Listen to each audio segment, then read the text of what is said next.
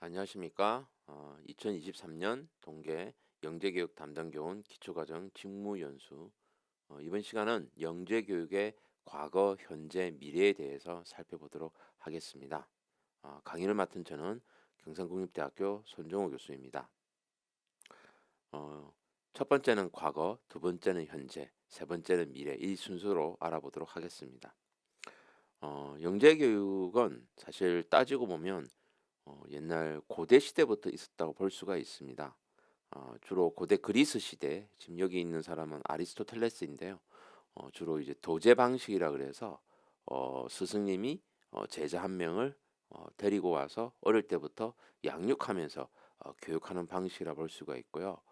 그다음에 르네상스 시대는 아주 귀족이나 돈 많은 가문에서 우수한 능력을 가진 사람들에게 돈을 지원하면서 훈하는 방식으로 이렇게 영재를 키웠다고 볼 수가 있습니다. 근데 이제 근대 학교가 만들어지고 나서부터는 뭐 산업혁명 이후부터 근대 학교들이 만들어지고 나서부터는 주로 이제 고등교육, 즉 대학 교육 같은 데서 키웠다고 볼 수가 있겠죠.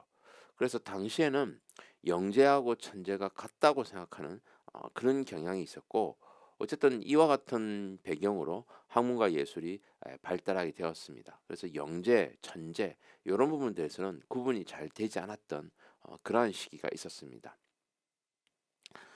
그래서 우리가 영재에 대해서 한번 정의를 내려본다면, 조금 전에 말씀드렸듯이 역사적으로 보면 영재들은 뭐 유명한 우리가 천재적인 화가, 천재적인 과학자, 뭐 천재적인 화가 그러면 피카소가 있을 것이고, 천재적인 과학자 그러면 아인슈타인이 있을 것이고, 각자마다 생각이 다를 겁니다.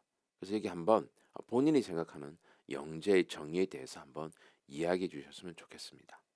네, 잠시 시간을 드리겠습니다.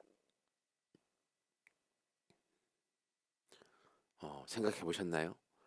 영재의 정의를 내린다는 건 쉽지가 않은데, 어떤 교육학자가 이와 같이 영재를 정의했습니다. 영재는 자신이 속한 영역에서 독창성을 바탕으로 그 사회에 가치 있는 업적을 남겨 사회로부터 인정을 받은 사람을 의미한다. 어, 일단 남들 하지 않는 독창성이 필요하고요. 그 다음에 그 사회에 의미 있고 가치 있는 것이어야 된다는 것입니다. 그리고 사회로부터 인정을 받아야 된다는 것입니다. 이렇게 보고 나면 영재라는 의미는 그냥 주어지는 것이 아니라 어떤 결과물이 있어야만 영재라고 판단이 된다는 거죠. 근데 이와 같은 영재들이 결과적으로 역사 속에서 굉장히 많이 등장했는데, 이런 사람들의 어떤 뒷배경을 자라온 환경을 조사해 보면 유전적인 요인이 거의 70에서 90%, 환경적인 요인이 30에서 10%, 그리고 가정과 학교 환경에서 정말 다양한 경험들을 쌓을 수 있었고, 또 본인의 엄청난 노력과 끈기, 성취 욕구, 극기 이런 자세들이 있었다고 합니다. 결과적으로 생각해 보면 영재가 되기 위해서는 정말 많은 시간과 많은 노력과 많은 주변의 도움이 있어야 된다는 것을 알 수가 있습니다. 그렇기 때문에 우리가 지금 교육하는 영재 학생들은 아직까지는 영재가 되지 못하였고, 영재가 될 가능성이 있는 학생들이라고 볼 수가 있는 거죠. 어, 보통 이 영재에 관해서 교육을 해야겠다는 생각들이 이루어진 것은 한 100여 년 전부터, 지금은 한 120년쯤 됐겠네요. 한 1900년대, 즉 20세기가 시작이 되면서 여러 교육 심리학자들이 이 지능에 관한 연구들을 시작하면서 이루어졌다 볼 수가 있습니다. 실제적으로 지능에 대한 연구들이 많이 이루어지다가 뭐 이제 스탠포드 비넷 검사, 우리가 흔히 말하는 IQ 검사가 등장하면서 이 지능이 영재로 가는 지름길이다 이런 생각도 많이 하고 있고, 현재도 지능 검사로 영재를 판별하는 데 사용되기도 합니다. 그래서 지금 등장하는 네 명의 학자들이 있습니다. 여기 보이시는 갈톤, 비넷, 서만, 홀링워스, 이 사람들이 순차적으로 이런 이론들을 발전시켜 왔습니다. 즉 지능은 유전적인 게 강하다. 그리고 지능은 구분될 수 있다. 그리고 그것을 검사해서 영재를 판별할 수 있다. 그렇기 때문에 빨리 조기에 학생들에게 맞는 교육을 시켜서 영재로 만들어 가야 된다. 이와 같은 네, 네 개의 단계로 진행됐다고 볼 수가 있습니다. 그럼 이와 같은 지능은 오늘날은 어떻게 이해되고 있느냐? 사실 오늘날에는 이제 신경과학이 발달하면서 fMRI라고 해서 이 머리 내 사진을 찍을 수 있는 어 좋은 카메라들이 등장하게 되었습니다. 그 좋은 카메라 중에 fMRI는 뇌에서 전기 신호를 어떻게 주고받느냐를 볼 수가 있어 가지고 어디에 어떤 자극을 주면 그 자극에 따라서 어디가 반응한 걸 알 수가 있습니다. 일단 대뇌라고 하는 이 대뇌는 대뇌 겉껍질 대뇌 피지라고 하는데 이 피질 부분들이 역할을 담당하고 있습니다. 맨 뒤에 있는 후두엽은 시각을 담당하고 척두엽은 감정이나 언어, 그다음에 두정엽은 운동 감각, 그리고 맨 앞부분에 있는 전두엽은 판단과 의사결정을 담당하고 있습니다. 그런데 이런 뇌 발달이 뒤에서부터 성장하기 때문에 어릴 때는 후두엽, 성장하면서 점점 척두엽, 두정엽, 전두엽이 발달하는데 사실 영재로서 보여지려면 뭔가 의사결정하고 창의성을 넓히고 해야 되는 부분들이 있는데 이분들이 다 바로 어디서 이루어지냐면 전두엽에서 이루어진다고 볼 수가 있습니다. 근데 이 전두엽의 활성화 시기가 언제냐면 빠르면 13살 때부터 된다고 하지만 가장 활성화가 될 때가 17살부터 19살 사이입니다. 그러니까 일반적인 학생들도 17살 되면 전두엽이 발달하기 시작합니다. 그래서 25살까지 보통 성장을 하게 되는데 이때 전두엽을 활성화시키는 교육을 하지 않으면 나이가 들어서도 뭔가 독창적이거나 이런 아이디어 낼 수가 없습니다. 따라서 전두엽을 어릴 때부터 발달시켜 온 아이들은 나중에 영재가 될 가능성이 점점 많아져서 영재가 될 수가 있겠죠. 근데 이 전두엽을 활성화를 방해하는 것 중에 하나가 뭔가 본인이 판단하거나 의사결정하기 전에 어떤 척두엽에 의해서 내가 기존에 알고 있던 지식, 정보, 암기, 그다음에 주변의 압박 이런 거에 의해서 본인의 의사결정보다는 주변의 압력에 의해서 뭔가 이루어지게 되면 전두엽 발달을 제어하기 때문에 단기적인 성과는 보일 수 있지 모르지만 멀리 내다보면 이런 것에 효과가 없어요. 영재가 될 가능성이 없다는 거죠. 실제로 그런 거는 저희들이 경험적으로도 알 수가 있습니다. 왜냐하면 영재학교를 졸업해서 굉장히 훌륭한 업적을 내는 학생이 있는 반면에 영재학교를 졸업했음에도 불구하고 영재가 되지 못한 아이들이 어떤 차이점이 있냐면 영재학교나 과학고 같은 데서 이루어지는 수업 활동을 보면 척두엽을 굉장히 발달시키는 수업 활동이 있고 전두엽을 굉장히 발달시키는 수업 활동이 있습니다. 전두엽에 관한 부분들은 주로 과제 연구라든가 R&D 같은 것들이 이루어질 거고 이 척두엽에 관한 부분들은 주로 내신 관련된 교과 공부들이 되겠죠.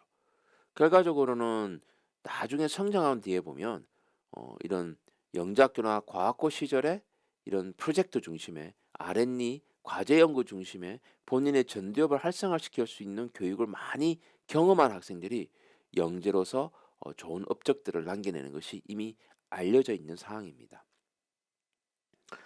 어 뇌에는 뉴런이라는 것이 있고 뉴런이라는 것이 기억을 이제 가지게 되는데 이런 기억이 만들어지면서 불필요한 것을 잘라내는 것을 가지치기라 그러고 필요한 것을 계속 반복 학습해서 오랫동안 유지하는 것을 장기 증강이라고 합니다. 그래서 이런 가지치기와 장기 증강이 원활하게 일어난 것을 신경 가소성이라 그러고 이런 신경 가소성이 10 대에 굉장히 활발해집니다.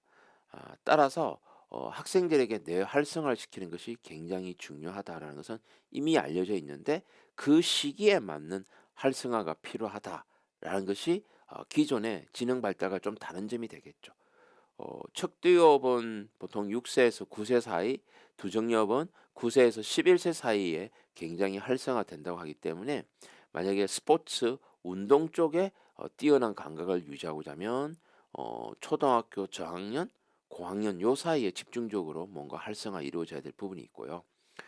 그다음에 미술이라든가 음악 이런 부분들은 후두엽과 척두엽이니까 이미 알다시피 유아 때부터 시키는 것을 굉장히 많이 권장하고 있잖아요. 뭐 유명한 예술가 되려면 물론 그 이후에 중고등학교 때도 이루어질 수가 있습니다. 근데 그렇게 이루어지려면 그 시기에 맞춰서 어느 정도 활성화가 되어 있어야 나중에 나이가 들어도 활성화된다는 겁니다.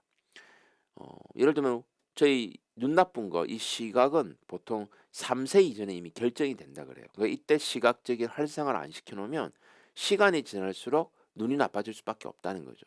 지금 현재 시력이 좋으신 분들은 어쨌든 3세 사이에 이 후두엽 부분이 활성화되어 있었기 때문에 계속 그게 유지가 되면서 활성화를 유지하면서 시각적인 것이 이렇게 도태하지 않았다는 거죠.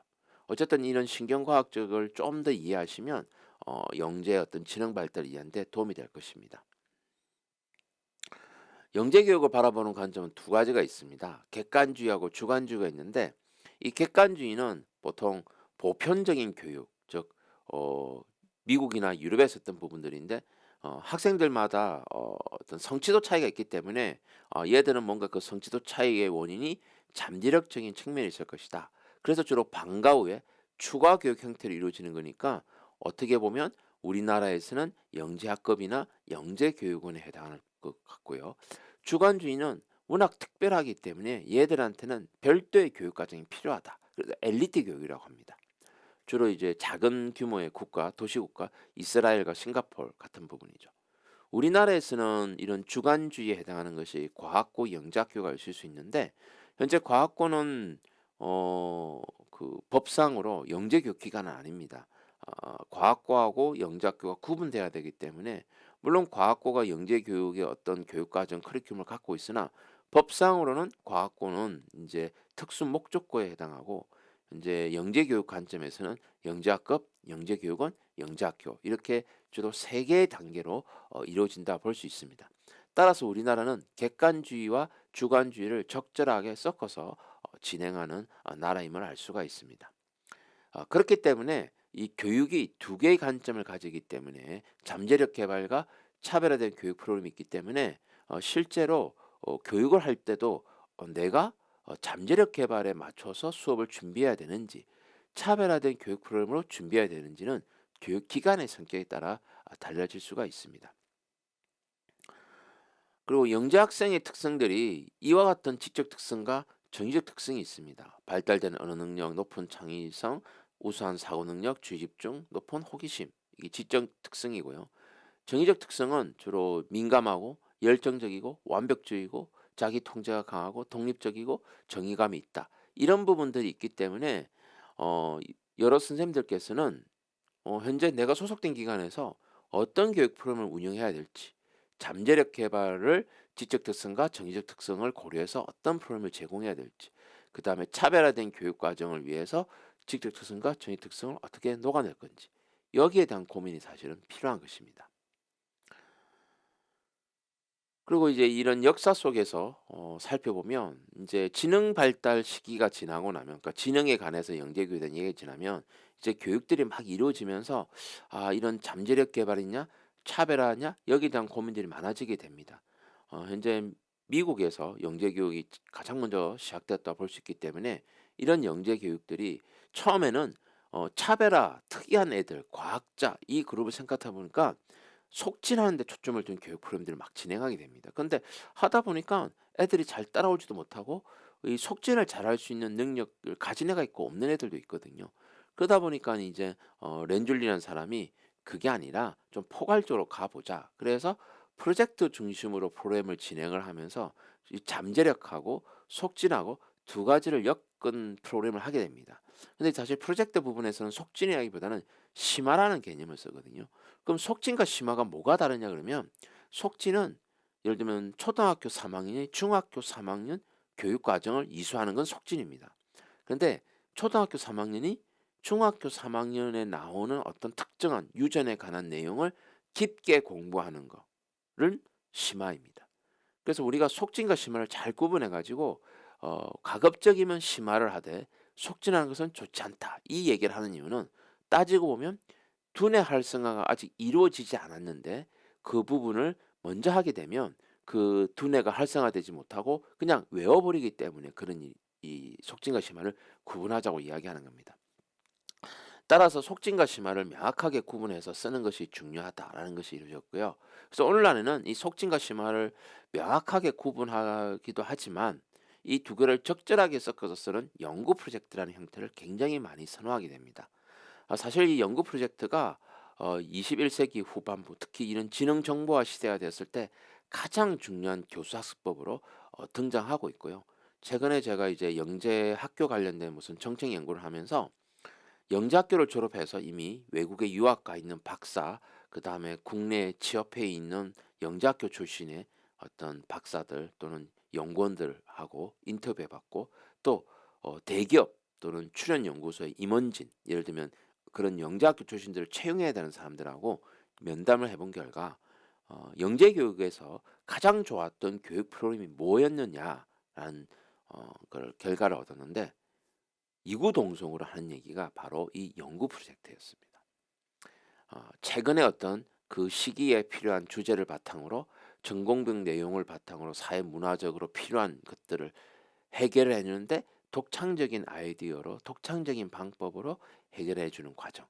이 연구 프로젝트가 어떠한 교육 활동보다도 가장 기억에 남고 자기를 성장시켰고 회사 임원진들도 그와 같은 경험들을 많이 쌓은 학생들이 가장 회사에서 요구되는 사람들이었다. 이런 얘기가 있었습니다. 결국은 조리법적 접근법인 이 연구 프로젝트가 영재 교육의 대세로 되어 가고 있다라고 이해해 주셨으면 좋겠습니다. 자, 그래서 이런 영재 교육에 대한 여러 가지 것들이 만들어지면서 이제 철학적인 배경들이 좀 만들어지게 됩니다. 인지를 발달시켜야겠다는 생각, 그다음에 개인의 흥미에 좀 맞춰야겠다는 생각, 아니면 정말 많은 사람들이 모여 사는 공동체, 다양한 역할, 다양한 인종, 다문화가 있다 보니까 이런 것을 사회 재건주의라고 합니다. 그리고 오히려 학문적인 어떤 깊이를 접근해야겠다. 이걸 학문적 학림주의라고 그러고 그다음에 아니 전문가와 동일한 경험을 쌓아야 된다. 이걸 멘토십 이런 걸 얘기하죠. 저는 이런 부분들이 정말 다양하게 철학적 배경을 갖고 있기 때문에 여기 연수에 참여하신 선생님들도 영재 교육을 접할 때 '아 나는 어떤 입장이다.' 이 지금 5개 중에 1개 내지 2개가 결합돼 있을 겁니다. 근데 제 생각에는 저학년부터 고학년까지 이와 같은 변화가 좀 있어야 된다고 생각합니다. 저학년에는 아무래도 이 전두엽을 제외한 나머지 부분들 즉 아까 말했던 후두엽, 측두엽, 두정엽을 발달시켜야 되는 부분들이 있으니까 사고력 발달이 굉장히 중요한 부분이 있습니다. 그러다가 이제 학업에 대한 흥미를 좀 더 높여주기 위해서는 뭐 초등학생 고학년이나 중학생 저학년 정도는 개인적인 어떤 적합성 왜 해야 되는지 자기에게 왜 필요한지들이 필요하고요. 그다음에 중학교 고학년 그다음에 고등학교 오게 되면 고등학교 저학년이라고 되겠죠. 오게 되면 아무래도 공동체 역량과 이런 학문적인 관심을 많이 가져야 되고요. 그다음에 이제 고등학교 고학년쯤 되면 멘토링, 멘토십 등을 통해서 전문적인 직업적으로 가는 이와 같은 철학적 관점을 다 가지셔야 되지 않나라고 생각합니다. 따라서 선생님들이 어떤 교육기관에서 수업을 하고 있냐에 따라서 이런 철학적 관점을 가져주셨으면 좋겠습니다. 영재교육의 현재입니다. 우리나라 영재교육은 2000년대부터 시작이 되죠. 사실 과학고는 1983년에 처음 만들어졌으나 당시에는 영재교육이라는 개념이 정확하게 들어오지 않았고 2000년대에 즉 2000년에 영재교육진흥법이 만들어지고 2002년에 시행령이 시작이 되면서 오늘날의 영재학급 영재교원 체제가 만들어지게 된 것입니다. 어 사실 이제 따지고 보면 보통 1 기, 2기 이렇게 따집니다. 평준화 이전은 어차피 치열한 경쟁 속에 우수한 아이들만 살아남아서 좋은 학교 뭐 옛날에 뭐 경기고 뭐 이런 것들이 있었잖아요. 그와 같은 평준화 이전이 있었고 평준화가 되면서 이제 등장한 것이 1983 년에 최초의 경기과학고가 설립하게 되었습니다. 음 물론 이제 경남과학고는 그다음에 84 년에 되었죠. 85 년도에 첫 번째 입학생을 받았을 테니까 초기 이 영재교육 기간을 할 수가 있겠죠. 그런데 이제 이게 비교 내신제라고 해서 과학고 애들은 별도의 그런 학력고사 점수 없이 수능이죠. 수능. 97년이니까 수능 점수 없이 바로 대학을 갈 수 있도록 하니까 내신을 어 수능 점수에 비례해서 내신을 주니까 이게 특혜다 이래 가지고 이제 비교 내신제가 폐지가 되면서 과학고 애들이 많이 이탈하게 되고 과학고도 역시 수능 위주의 어떤 이런 방향이 되니까 영재 교육 기관으로서의 역할이 좀 벗어나게 되죠. 그러다 보니까 이제 영재 교육 기관을 별도로 만들어야 될 것이 필요해졌고 이런 부분들에 의해서 영재 교육법이 어 교육진흥법이 제정되고 시행령이 제정되게 된 것입니다. 그래서 현재 우리나라 영재 교육 기관은 이와 같이 법상으로 보면 영재학급이 있고 영재교훈이 있고 영재학교가 있습니다. 과학고는 초중등 교육법을 따르고 그 법에도 명시가 되어 있습니다. 예, 과학 인재 양성이라고 되어 있기 때문에 과학고는 영재 교육 기관으로서의 역할을 현재 하지 않고 있습니다. 영재교육 진흥법 시행령이 만들어지고 나서부터는 이제 국가가 의무적으로 해야 할 일이 생겼거든요. 그래서 교육부가 영재교육진흥종합계획이라는 거를 1차, 2차, 3차를 냈고 지금 현재 4차 마지막입니다. 현재 5차를 만들고 있거든요. 아마 5차 발표가 원래는 이제 올해 하반기에 했어야 되는데 그동안 이제 정권이 바뀌고 나서 하니까 이제 내년 초에 아마 발표가 될 걸로 예상되고 있고 지금 막바지에 이른 걸로 알고 있습니다. 작업이 거의 다 끝나갔으니까 나올 겁니다. 이 영재교육진흥종합계획이 사실은 학생을 어떻게 선발하고 어떤 교육 프로그램을 가고 어떻게 교육을 교사를 연수를 시키고 이런 부분에 대해서 많이 주어져 있는데 뭐 매년 조금씩 업그레이드 되고 있으나 결과적으로 선발에 관한 내용, 그다음에 교육 프로그램에 관한 내용, 그다음에 교원의 전문성에 관한 내용, 그다음에 이런 영재 교육을 지원하는 체계에 관한 내용들이 조금씩 바뀌고 있고 거기에 있는 이제 하나씩 하나씩 나열되어 있는 과제들이 사실은 이제 진행되고 있는 프로그램들인 거죠. 그래서 이 영재교육진흥종합계획이 나오면 보통 5년간을 보여주기 때문에 앞으로 어떤 식으로 변화될지가 보여지기 때문에 그에 맞춰서 수업이나 여러 가지 환경들을 바꿔 나가는 작업들을 하셔야 되는 부분들이 있습니다. 아마 이 영상이 나갈 때는 아마 나왔을지도 모르겠어요. 어쨌든 지금까지는 4 차였고 4 차가 끝났고 4 차가 끝나면서 잘한 거, 못한 거, 덜한 것들을 지금 다 분석이 끝났습니다. 그래서 이제 앞으로 어떻게 바꾸겠다가 선발해서 교육 프로그램에서 전문성 강화해서 이루어질 걸로 보여지기 때문에 새로 발표되는 종합계획 제5 차 영재교육진흥 종합계획을 눈여겨 살펴볼 필요가 있습니다. 어 이런 영재 교육에 관한 이제 4 차가 되면 각 교육청에서 굉장히 많은 변화를 기하려고 합니다. 그리고 이제 교육감들이 많이 바뀌었기 때문에 물론 이제 경남은 바뀌지 않았기 때문에 기조를 그대로 유지할 가능성이 많지만 교육감이 바뀌게 되면 교육 시스템이라든가 선발이라든가 이런 데서 많이 바뀌게 됩니다. 여기는 A시라고 되어 있습니다. 뭐 대한민국에서 제일 큰 시입니다. 여기서는 이제 어떤 고민을 했냐면 영재 교육 프로그램을 차별화를 시켜야겠다. 기존의 학교 교육과 그러기 위해서 좀 고민이 됐던 부분들이 있는데 실제 영재 교육을 차별화시키는 방법은 속진을 제공하는 것도 하나의 차별화 방법이고요. 그다음에 복잡성과 통합을 증가시키는 것도 차별화고 또 깊이에 가는 것, 즉 속진과 심화가 다 차별화 방법 중에 하나입니다. 그다음에 새로운 내용을 다루는 거 이런 것들도 사실 차별화의 하나의 방법이 될 수 있는데 이제 이런 걸 하기 위해서 아예 시 규모 자체에서 영재교육 전체 맥락을 바꿔버리는 계기가 있었습니다.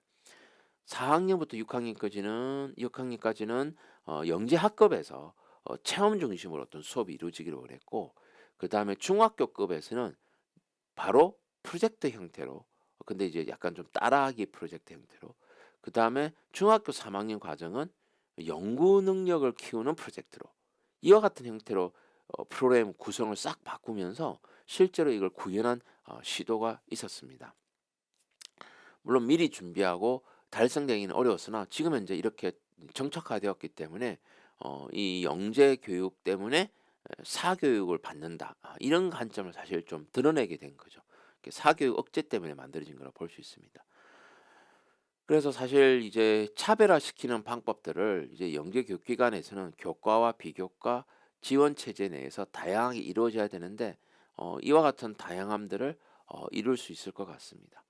그래서 창의 융합 부분에서 어떻게 할 건지, 탐구 도전에서 어떻게 할 건지, 소통 협업 부분에서 어떻게 할 건지, 배려 봉사 부분에서 어떻게 할 건지 부분들에 대해서 좀 한 번씩 찾아보시면 많은 정보들을 얻을 수 있을 것 같습니다.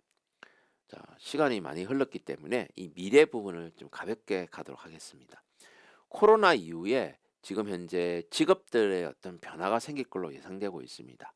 그래서 읽어보시면 되겠지만 단순 노동이 축소되고요. 그다음에 고급 지식 수요가 증가하고 새로운 기술에 대한 사회 수용성이 증가하는 이런 변화들이 있기 때문에 영재 교육의 어떤 교육 방향도 이런 새로운 것에 대한 IT 기반 이런 부분에 대해서 관심을 가져야 될 일이 생겼습니다.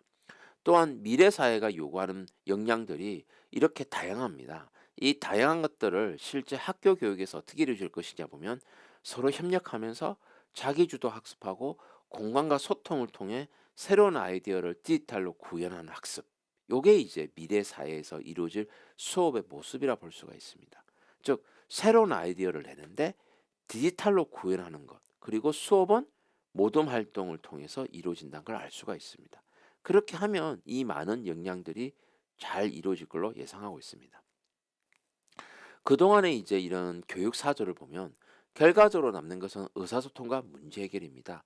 이 의사소통과 문제 해결을 제일 강조해야 되니까 따지고 보면 이 의사소통과 문제 해결은 앞으로 변화될 사회 속에서 협동식 도덕성을 바탕으로 이루어져야 되고 또 문제 해결은 주전공 지식 보유에서 이루어져야 됩니다. 어, 인성 스킬 지식이란 세 개 카테고리에서 보면 협동식, 도동식, 창의성, 의사소통, 주전공 지식 이 모든 것들이 결과적으로는 의사소통과 문제 해결 능력 함량의 가장 중요한 포인트란 걸 알 수가 있습니다. 어, 이제 마지막에 왔는데요. 그동안 우리가 영재 교육 프로그램은 주로 탐구라는 측면과 문제 기반 학습, 창의적 문제 해결 이 세 개의 카테고리로 진행되어 왔습니다. 과거에는 지식을 굉장히 중요시하는 탐구 영역이었습니다. 뭐 국어, 영어, 수학, 과학, 사회, 예술 모든 것들이 그 분야의 지식을 쌓아서 어떻게 학문적인 성과를 이룰 것이냐 요런 데 좀 바탕을 뒀기 때문에 역량이 중심이 아니었습니다. 근데 현재는 지식과 역량을 고루 개발하고 있습니다. 그러니까 지식을 의도된 지식을 전달하기 위해서 문제 사항을 던져주고 그 상황 속에서 교수자가 원하는 어떤 프로그램을 진행하면서 학생들의 역량을 쌓는 PBL 방식 이게 렌줄리가 얘기했던 프로젝트거든요. 이와 같은 방식이었는데 이제 미래가 되면 디지털을 기반으로 하는 그런 성과를 내면서 새로운 아이디어를 다룰 수 있는 어, 역량을 더 중요시하는 그러니까 여기에서는 이제 역량을 중요시하니까 산출물이 엄청나게 좋을 필요는 없는 거거든요. 사실 미래 교육이라는 데서도 역량 교육으로 간다고 하는 부분이 바로 이런 창의적 문제 해결 부분에 더 중심을 줘야 될 부분입니다. 그럼 창의적 문제 해결에 관한 것은 뭐냐 하면 사실은 앞에서 얘기했던 영재학교, 과학고 이런 데서 말하는 과제 연구, R&D 이런 연구 프로젝트에 해당하는 것입니다. 따라서 앞으로 미래 영재 교육은 이와 같은 연구 프로젝트 형태를 어떻게 초등 수준에서 중학교 수준에서 고등학교 수준에서 달성하느냐 이런 부분들이 완성되는 게 가장 중요한 핵심이 될 것 같습니다. 예, 보다 자세한 사항은 읽기 자료를 읽어보시고 준비해 주셨으면 좋겠습니다. 예, 이상 강의를 마치도록 하겠습니다. 예, 감사합니다.